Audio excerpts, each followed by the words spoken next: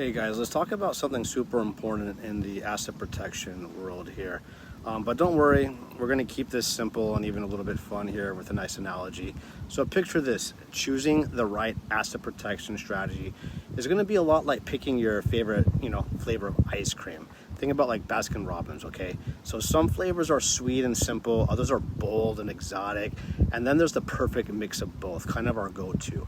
Today I'm gonna break this down, all right? We're gonna be breaking down domestic trusts in the US, offshore Cook Islands Trust, like foreign trust, and then the bridge trust here. By the end of this video, I want you to be able to decide like which one will best fit your situation and like how to protect all your hard-earned wealth. Like which one is going to fit you. So let's just dive into it. Let's start with the famous Offshore Cook Island Trust, okay? These are like a tropical sorbet, right? It's exotic, it's bold, and it's packed with a lot of flavor. Offshore trusts, especially in places like the Cook Islands, are considered just the gold standard for asset protection. They're the best, still are the best. No one really argues that point. But why is that? It's because one, the cooks the courts and the cooks don't recognize foreign judgments. So if a U.S. court says you owe someone money, guess what? The Cook Islands court says, sorry, it's not our problem. We're not recognizing it. They have this famous thing called statutory non-recognition. Number two, the legal standards there are incredibly high. Creditors need to prove their case beyond a reasonable doubt. That's the murder standard. That's just nearly impossible in civil cases to prove.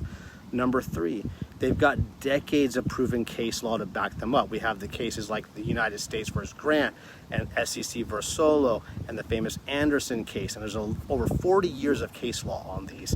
So these famous cases just show how effective these trusts can actually be. Offshore trusts are undoubtedly very powerful, but like anything exotic, they come with a price, right? They're expensive to set up and to maintain, and then you've got to comply with mandatory IRS regulations and FATCA disclosures. So it's generally not a flavor that everyone's jumping into to start out with. It can be overkill for most people.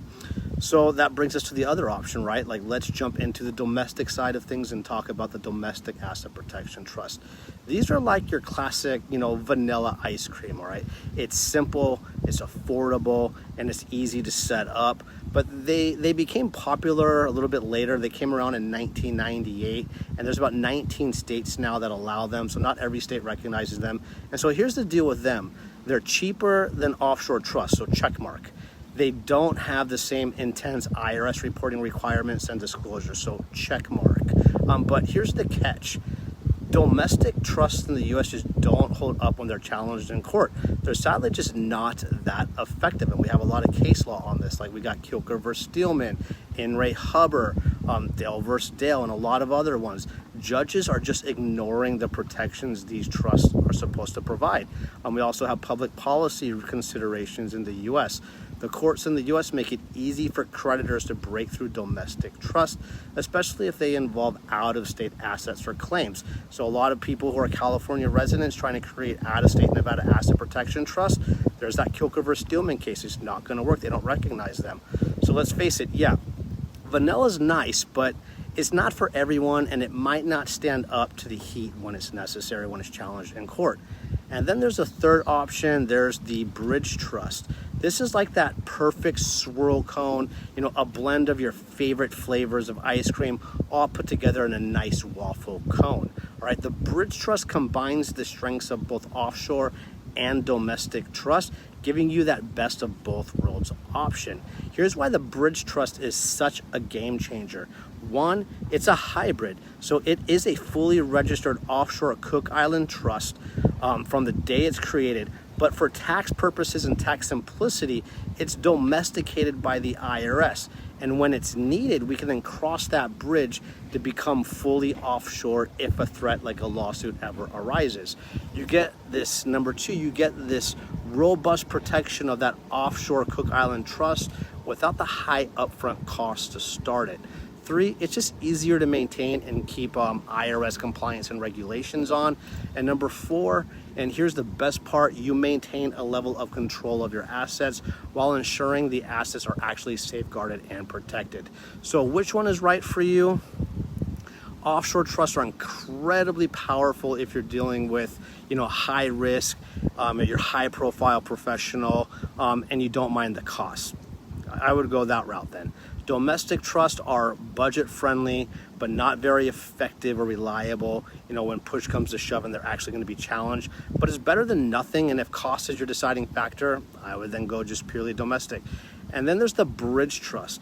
Well, it's the perfect blend for those who want strong protection without breaking the bank. It's that best of both worlds option. That's where about 99% of all of our clients go to. But here's the thing, there's no one size fits all answer. The best choice depends on your financial situation, your goals, and the risk you're facing, and even your own personal risk tolerance. Everybody's going to perceive risk a little bit different. That's why it's important to work with someone who knows the ins and outs of asset protection, and specifically asset protection trusts and the different types of trusts that are available. So if you're ready to take the next step, reach out to me or drop a comment below. I'd love to help you secure your financial future.